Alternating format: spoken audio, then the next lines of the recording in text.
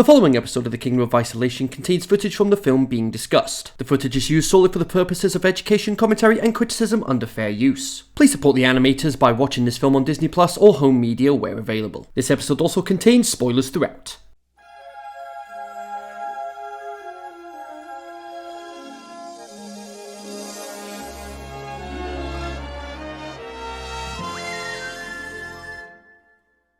Hello my fellow Disney fans, and welcome to the Kingdom of Isolation, where in times of trouble, why not celebrate the magic of Disney?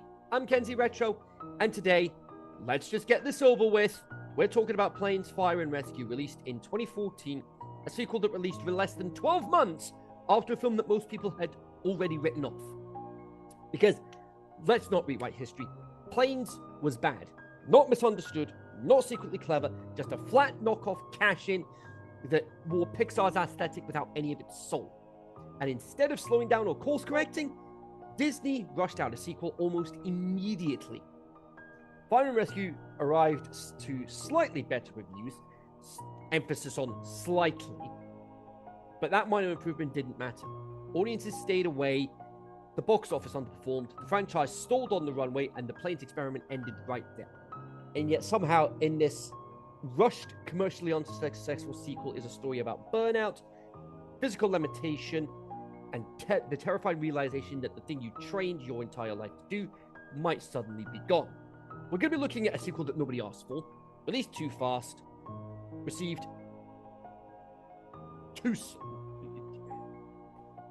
released too fast, nobody asked for, abandoned almost immediately.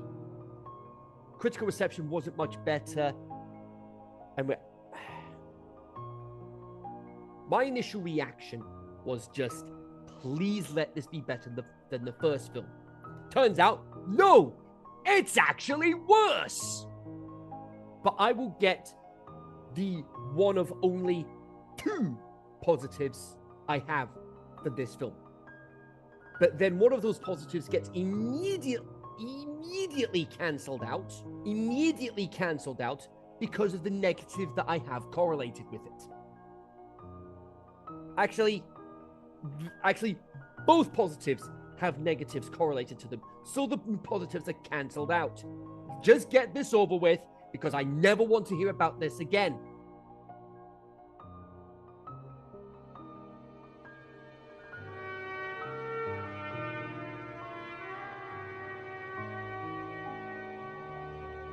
I will say, I admire the dedication to the firefighters around the world.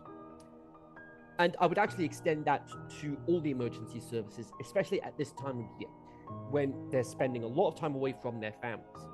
What I will not tolerate is the discount test drive music we're hearing from Mark Mancina. John Powell is calling and suing you for copyright infringement. Thank goodness Mark's next project was Moana in 2016. And now, Mark is plagiarizing the percussion line that Henry Jackman would end up using in Big Hero 6. Mark, do something original that isn't plagiarizing others. You're not exactly off to a good start. This is something that's meant to sound inspirational, but it's nothing more than a cheap knockoff. Dusty's racing, giving autographs, including one for an Airbus 380, and is having the time of his life. The characters like Dusty, Chug, and Skipper that were in the first film are here with the same actors. I'm not going through those actors' names again. I don't care about those actors' names again, because I just want this over with. You're a gas consultant. That's correct. I've got gas. Oh goody, just another pathetic excuse to use a gas joke. Then we somehow get a reference to a far superior franchise thanks to name-dropping Lightning McQueen's sponsor. I'd rather be watching Cars 2 again, if it meant never watching the Planes films ever again. Ciao! Hi! How's it look now? What's also unacceptable is the fact that you decide to steal Lightning McQueen's catchphrase. Lightning McQueen is now suing you for copyright infringement. We get the non-Pixar John Ratzenberger cameo where the plane is at the landing zone air B&B. You do realize this is not a Pixar film. John Lasseter doesn't give you an excuse to use John Ratzenberger just because you can. Dusty is going for a flight with Skipper behind him until... Gearbox has been damaged, but Dusty is completely ignorant to what he's doing to himself, much to Dottie's disgust. Dusty just plays it off like it's no big deal, and get ready for sports movie cliche in 3, 2, 1. Your gearbox, it's out of production. Dottie, you didn't think to tell him before, in case this happened? How long ago were those gearboxes out of production? How long have they been discontinued for? She then tells Dusty to hold back on the talk. Guess what he doesn't do? Brad Paisley provides 2 songs for the soundtrack. One of them here with Runway Romance. Not the most original name for a country song, but what would I know? The other song being All In, which is what we hear over the end credits, but I don't care. I just want to pretend this doesn't exist. Hey, Sugar Rims, you just fall out of a B-17? Cause you're the bomb. Pickup trucks. And at what point was that meant to be funny? Lead Bottom then decides to make an appearance for the only scene in this film, after being in Check's notes, also only one scene in the first film. The first scene, and is never seen again. Maybe he was, I don't know, and I don't care. Old job bag as a crop duster. Even Chug and the forklift, I cannot be bothered remembering anyone's names anymore, are still adamant that Dusty will still be able to race, who, what a surprise, ignores every warning possible from Dottie earlier. Clips a pylon, makes a messy landing, and causes a fire. Congratulations, you useless Canadian! This is what happens when you're ignorant, idiotic, and you don't listen to the warnings. The water tower instead is used to put the fire out, and the next morning... TMST? This means serious trouble. No. I flew out last night Because you were too stupid, useless, and ignorant to listen to Dottie's warnings, you useless idiot. Here's an idea. Never show your face again! Thank you! Now Mark Mancino is ripping off Chicken Run's music. Time to start finding a second fire truck in the middle of fire season. Plot convenience! I wish there was, I wish there was something I could do. If you had listened to Dottie's warnings from earlier, we wouldn't be in this mess. But then we wouldn't have a film. Good! At least you actually took responsibility, but it shouldn't have got to that point. Dusty then gets the idea of becoming the second firefighter. Oh, fantastic. He then flies to Piston Peak, or While Still I Fly by Spencer Lee plays. This song was also used in the trailer for the film. I'll give it this. The song is fine, but it just doesn't fit where it's placed in the film. Dusty is introduced to the rest of the crew that work there, except Blade, who's finding spot fires. The one that Lakota call Heoka beats his drum with the wind to make thunder. With thunder comes lightning, and with lightning comes fire. No cryptic, only English. Learn to do it. This film then has the absolute nerve to needle drop, of all the tracks they could have used, Thunderstruck. You will hang your heads in shame forever for this, Disney. Long-term fire retardant called a Phoschek, P-H-O-S-C-H-E-K. I don't know what those chemical symbols are, and I'm not taking the time to find out because, again, I just want this film over with so that I never talk about it again. It's been used by the US Forest Service for 50 years and is used to create a containment line around a wildfire. And it is dropped as a liquid and remain effective until it is washed off by heavy rain. The red color is used so pilots can see where to drop the next load to tie in with the line of previous drops. I am only bringing up 2 more names in the cast and then whatever behind the scenes information I can be bothered to put into this necessary sequel to what was an already unnecessary trash. Patrick Warburton, why, is Pulaski, and is named after Ed Pulaski, and then Ed Harris. Again, why? Is Blade Thunder, and he's inspired by an Augusta Westland AW19, Augusta Westland A139, and Bell 249 Global Ranger. Someone who used to be part of a show named Chops, which is an insult to the show it's supposedly parodying, Chips. Right down to the insult of using the exact same theme tune and the exact same opening logo. Nice to know where most of that $50 million budget went. No more, you know what, just screw it. No more behind the scenes. Just get this trash done with. Everything is getting no points in the scores. Yeah, watch where you're going. Dusty gets rinsed off and doesn't declare he has an issue with his gearbox.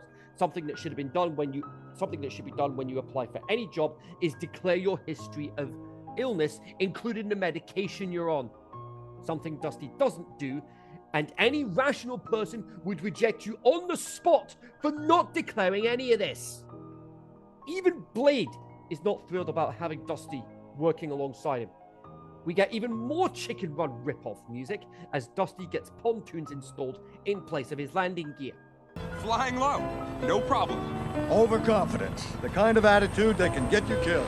Please make it happen to Dusty. He pulls back and still doesn't declare the issue with his gearbox to Blade. This is the first thing that should have been asked. Ed Harris, you deserve better than this. So much better. At least, like Val Kilmer, rest in peace, he had Top Gun Maverick in 2022. Blade still continues to train Dusty anyway, without asking about the gearbox once throughout the entire montage.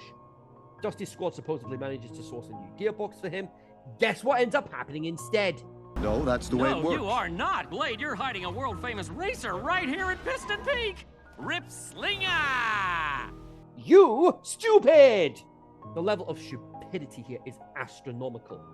Dusty goes to a hangar where he doesn't know the password. Why would there be one needed to begin with? Where he's going to be watching, oh my word, another ripoff. Howard the Truck. Do you have anything in this film that isn't a ripoff? Oh, scratch that. It's just in a Howard the Truck VHS case, and it's an episode of Chops. Disgusting, disrespectful, and unacceptable. All just for a don't judge a book by its cover joke. So why is Blade now a firefighter who was once a big TV star? Probably top secret. CIA! I'm sure he could tell us. Yes! Shut the f up! There's my one per video. Whatever the reason is, it's his business, and we're not asking.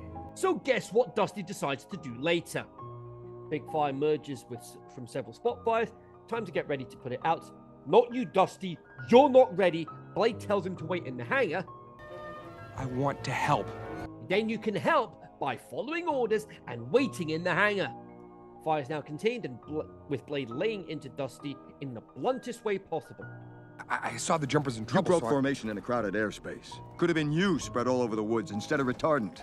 Don't go planning your certification party yet, champ. Oh, man. Come on, that's just Blade's way of saying good job. No, that's his way of saying, do not disobey my orders again. If the people at the party are not going to take the time to learn others' names, why should I? Dusty spends time with Harvey and Winnie, who are celebrating their anniversary. Next morning, it was the wrong one. His racing career is now over, all because you idiots were too stupid to not tell him beforehand that the gearbox was discontinued. Two fires have now broken out, and watch Dusty land in trouble shortly. To be safe, you gotta get everyone out. I've been working on this lodge for 5 years. I'm not going to evacuate now, just to be safe. You got Business scum, I hope you get fired. Dusty doesn't listen. What a surprise! to absolutely no one, causing more problems for Blade, criticizes Dusty for not redlining the engine, and still refuses to get an explanation as to why. Recruitment 101, you tell them your medical history so they can accommodate you at point of application. Go win yourself another trophy, champ. I can't! My gearbox is busted! Oh my... Took you long enough!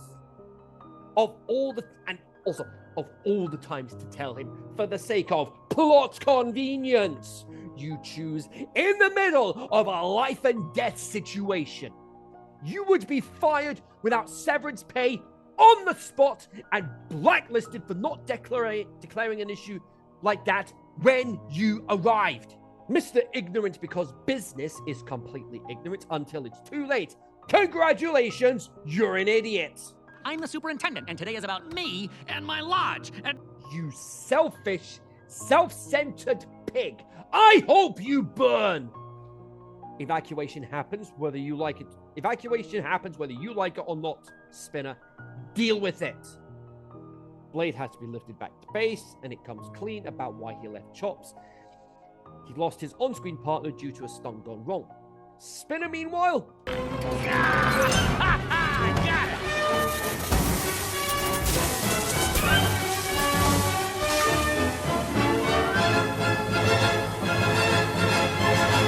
Now I hope you get burnt beyond recognition, you absolute scum.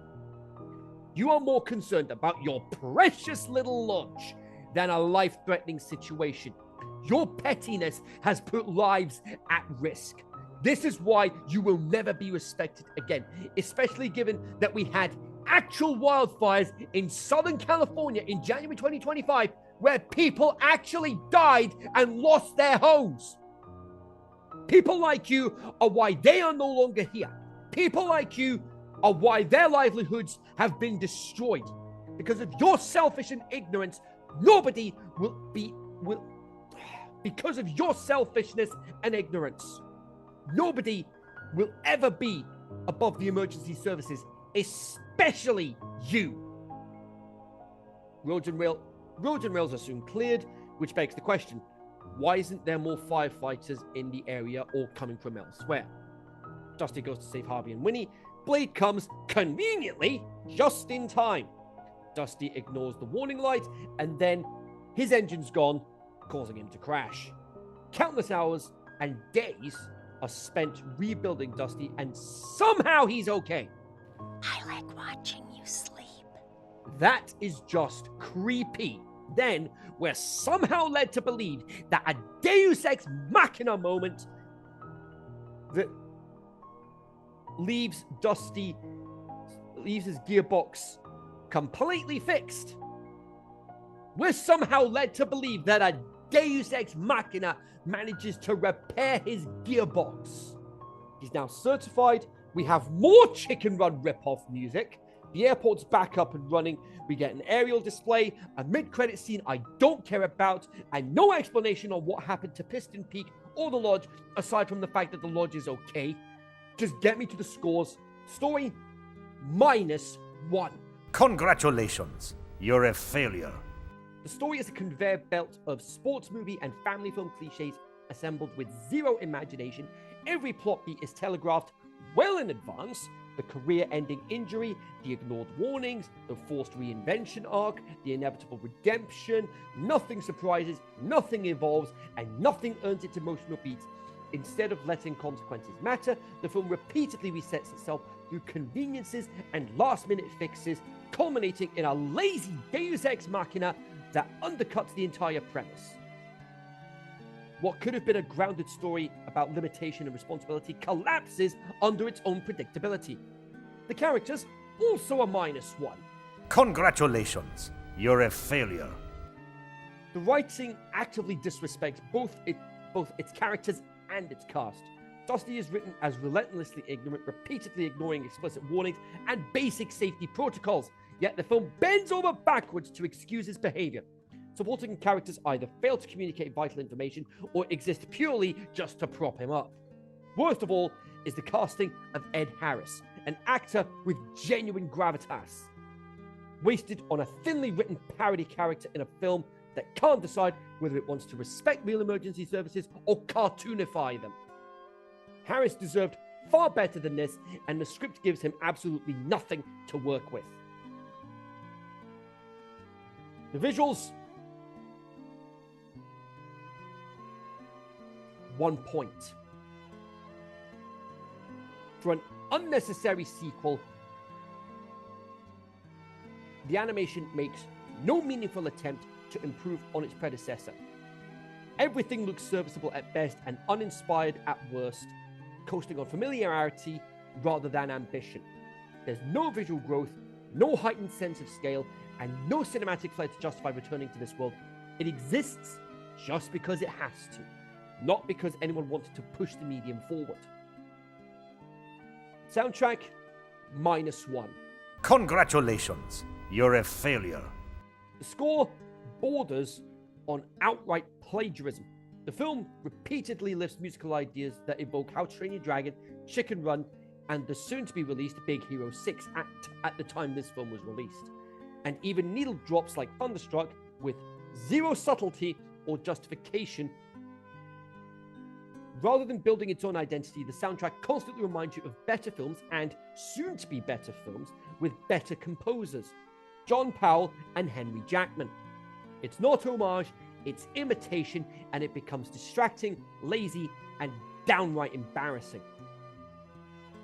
And now, the most damning thing of it all, the legacy, -3. Congratulations, you're a failure. To start, a 44% rating on Rotten Tomatoes, which isn't much of an improvement over the previous film, with the site consensus damning it as too flat and formulaic. The film somehow landed 2 Annie Award nominations, only to mercifully lose both to How to Train Your Dragon 2. Financially, it grossed $147 million on a $50 million budget, numbers that were still considered a failure given expectations and some supposed brand recognition. Any plans for future films died with this release, effectively grounding the franchise for good. Worse, this failure marks the beginning at the end for Disney Toon Studios itself, which would limp on for a few more years before eventually shutting down entirely in 2018. Planes, Fire and Rescue didn't just fail as a sequel, it became a symbol of creative stagnation, brand dilution, and the cost of rushing content no one asked for. So the score overall,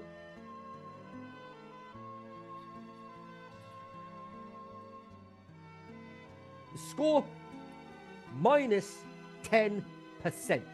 Congratulations, you're a failure. A cynical, creatively bankrupt sequel that mistakes noise. But actually, yeah, keep it as is. Actually, no. The visuals are a 0. Congratulations, you're a failure. And the legacy is now a -4, meaning the score is now -12%. Congratulations, you're a failure. It's a cynical, creatively bankrupt sequel that mistakes noise for drama, familiarity for comfort, and incompetence for character growth. It wastes talent, disrespects its subject matter, and leaves behind a legacy defined not by what it achieved, but by what it helped destroy. So much like the first Planes film, pretend this doesn't exist. And with that, we have just one film to go. Hope you enjoyed this episode. If you did, hit the thumbs up. And if you want to be part of the Kingdom of Isolation yourself, you can hit the subscribe button down to the bottom, click the bell, turn on notifications so you don't miss when an episode goes live on this channel. I've got a passes page as well, so you can see uncut episodes of the Kingdom of Isolation and extended episodes as well, with the movie soundtracks returning for 2026. So the next episode is not just going to be the last film for Disney Toon Studios, but it's also going to be the last film of the year. It's the last film for Disney Toon Studios. It's the last film for 2025. And it's the last film as part of this, the Tinkerbell franchise. Disney's Tinkerbell and the Legend of the Neverbeast. But until then, make it what we count. And I'll see you guys next time in the Kingdom of Isolation.